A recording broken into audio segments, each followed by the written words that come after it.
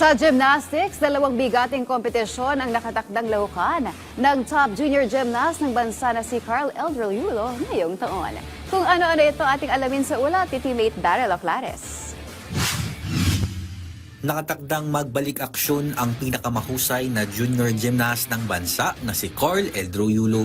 Matapos ang kanyang naging training camp sa Japan noong nakaraang taon, handa na muling magpakitang gilas si Eldrell at ipakita ang naging malaking improvement sa kanyang mga aparatus. Sa naging eksklusibong panayam ng PTV Sports kay Eldrell, ibinahagi niya na dalawang bigating international gymnastics event ang pinaghahandaan niya.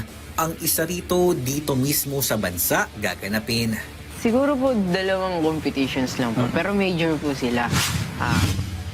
Isa po sa South Korea po, which is yung, what do you call this? Asian Championship po ulit. Like last time, yung nag-gold po ako sa vault. Sa Uzbek, yun po. Same competition lang po. And Junior Worlds po.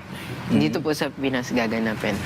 Ngayong patungtong na si Eldrell sa edad na 18, nalalapit na rin ang kanyang debut sa Seniors Artistic Gymnastics. Kaya ayon kay Yulo, dahan-dahan na rin niya itong pinaghahandaan.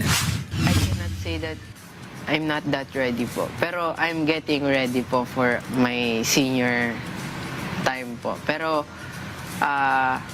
yun po, inaano ko po siya, binibuild up ko po siya ngayon para by that time na mag-18 ako, kaya ko na po or ready na po ako. Nang tanungin naman si Eldrell kung nakakaramdam ba siya ng pressure tuwing nababanggit ang posible niyang pagsabak sa Los Angeles 2028 Olympics, ay itong kanyang naging tugon.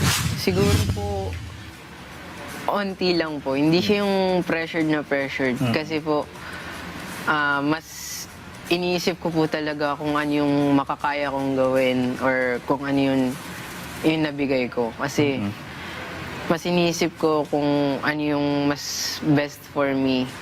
Kasi kapag iniisip ko yung mga expectation, like parang madadown ako na parang, hala, ano kaya sasabihin ng ibang tao, mga ganito. Kaya hindi ko na rin po masyadong iniisip yung mga expectation ng ibang tao. Gagawin ko lang po kung ano yung makakaya ko or kung ano yung best ko po. Ayun lang po.